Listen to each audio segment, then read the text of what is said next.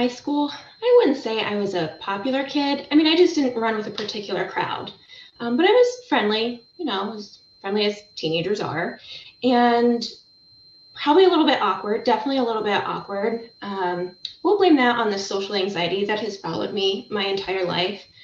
But all in all, I was a good kid, didn't make the best choices at all times, but a good kid nonetheless, just out there trying to make my parents proud.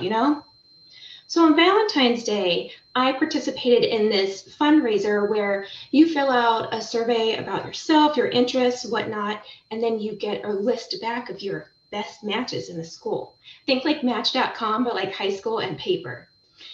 So when I got my list, I wasn't actually that surprised, kind of predictable, honestly, except there was one name on the list near the top that I didn't recognize, and for whatever reason, it drove me insane.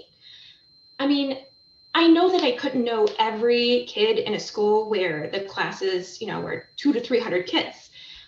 But I mean, I knew everybody else on the list. And like, if we had that much in common, how did we not meet at some point in time? How did this guy, this mystery man, only now exist in my world? Well, I had to learn more. So I asked some classmates about this mystery man. And every time I asked, I got a similar response, something like, oh, yeah, he's cool. I had no idea what that meant. So I lost interest and I moved on. Until my friend and I were walking down the hall and I noticed this guy that I didn't recognize. And I was like, who's that? She says, that's Rick. Rick? Yeah. Mystery man. And Mystery Man was crush worthy for sure. Tall, lean, great hair, well dressed. Yeah, Mystery Man got an upgrade to hot guy. And that was the one and only encounter I had with hot guy. But I had a face to the name at least. So it's May, and I'm at a friend's house, a girl's sleepover sort of deal. And a couple girls said that they were going to hit up another party and asked if anybody wanted to go. Now, that is very unlike me to go somewhere that I don't have plans and don't really know what's going on. But for whatever reason, I said, yeah, I'll go. And then on the way there, it became pretty clear that that was a courtesy invite and they hadn't really expected anybody to come. And then as we're approaching the apartment, I realized I don't know the host of the party, and I just hope that she doesn't mind that I'm there. Oh, and my parents have no idea where I am or who I'm with, so that's probably not terrific. And as we get into the apartment, I don't see one person I actually want to hang out with. So as I am deeply, deeply regretting my decision to come, I spot him. Hot guy. Yeah. So my anxiety didn't exactly melt away, but at least I had, something or somebody to focus on while I was there. I just needed the courage to actually go talk to him. I mean, if we're a best match, then I'm sure we have something in common. Before I could devise such plan, I was approached, asked if I wanted to play this drinking game. I believe it was Circle of Death. Now, I didn't know what that was, and it didn't sound like a terrific idea. Oh, and I don't drink, so I declined. Then hot guy says, I'll play, so naturally, I'm in. I got pretty buzzed pretty quick, and I didn't really know what to do with myself, honestly. And maybe that was apparent because I definitely remember him cueing me to maybe slow it down a little bit. And I think he helped me get out of playing the game. So I wanted to thank him. I still didn't get to know anything about him during that game. And now I was more intrigued because he was nice. So I was like, how do I approach this guy? And you are probably thinking, Layla, just go up to him and say, hi, I'm Layla. It's nice to meet you. Thanks for helping me out back there. But instead, I led with, so do you go to West Carrollton? To which he replies, yeah. Okay, so a man of few words. That's cool, mystery man. Oh yeah, I think I saw you in the hall a few weeks ago.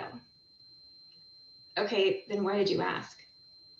Okay, well, shit, I blew it. Why would I ask that? So stupid. Well, I guess I'm just gonna sit here on this couch and silence for the rest of the night. That's cool. That's totally fine. Well, I don't know if it's because I was still kind of drunk or if I was just that nervous, but I'm pretty sure I started talking. And at some point, it felt like it was just the two of us in this room of this bustling party. That is until it came to my attention that the host of the party invited Hot Guy because get this, she thought he was hot. So she was not super excited. Okay, she was pretty pissed that he was hanging out with some girl that she didn't know, nor did she invite to her party. So, oops. Now this part gets a little hazy, but there was some yelling coming my way, definitely a shove or two, and then I found myself standing outside of the apartment wondering what the hell just happened. Also feeling awful that I just ruined this poor girl's party. Also, how am I gonna get back to that other party? But before my brain could go any further, I was welcomed back into the party, not by the host, other partygoers, where I was assured by Hot Guy, don't worry about her, I'm not into her. Okay, wait, does that mean he's into me? Okay, so we hung out the rest of the night, stayed pretty close, especially when the cops came. Yeah, so of course the cops came the first time that I drank, naturally. I was terrified as 12 or so drunk teenagers huddled in this dark walk-in closet. As I was starting to panic for sure, he squeezed my hand, and that was really nice. That was a really comforting moment, especially when I knew for sure that that was the last human contact that I was going to have before my parents murdered their 15-year-old daughter for being drunk at a party with a bunch of kids they don't know. Sorry, Mom and Dad. So, yeah, I had a couple scenarios played out in my brain while in that closet. One of them was also the host just dragging me out of the closet and delivering me to slaughter to the cops as revenge, you know, to that bitch who crashed her party and, I don't know, stole her dude. But that's not what happened. The cops left and we all just stumbled back out of the closet and went our merry way. So I was pretty shaken up, but also pretty tired, and it was super late and super apparent that I was not going to get back to that other party. I curled up on the couch next to Hot Guy, and I noticed some other girls kind of hanging out, and I asked him, like, hey, do you want me to back off a little bit? Are you interested in any of these girls? And he said, no, I'm good right where I am. Cool. Wait, okay, he's definitely into me, and yeah, I'm totally into him. Oh no, okay. This could potentially be the last time I see this guy until he just disappears back into the abyss where he previously existed. So I had to make a move. Can I give you my phone number? Yeah. Okay, cool. So I go frantically looking for pen and paper. It's before the cell phone surge, so calm yourself. Okay, and very frantically, not very cool. Searching everywhere for pen and paper. Where is the fucking pen and paper in this apartment? All I could find is the Sharpie. And I look over and I see another girl approaching and I think, no, I can't let this go. So I did what anybody would do. Sharpie in hand, I walk over, I pull up his shirt, I write my name and phone number on his chest so you don't lose it. Oh my God, who is this girl? That was probably like the boldest, most confident thing I've ever done. And oh my God, did I get in a fight? And did I guess I drink now? And I'm hiding from the cops and I'm branding guys with markers? Okay, that's fine. So the next 48 hours were spent in anticipation, hoping that bold move worked. Well, guess what? It did.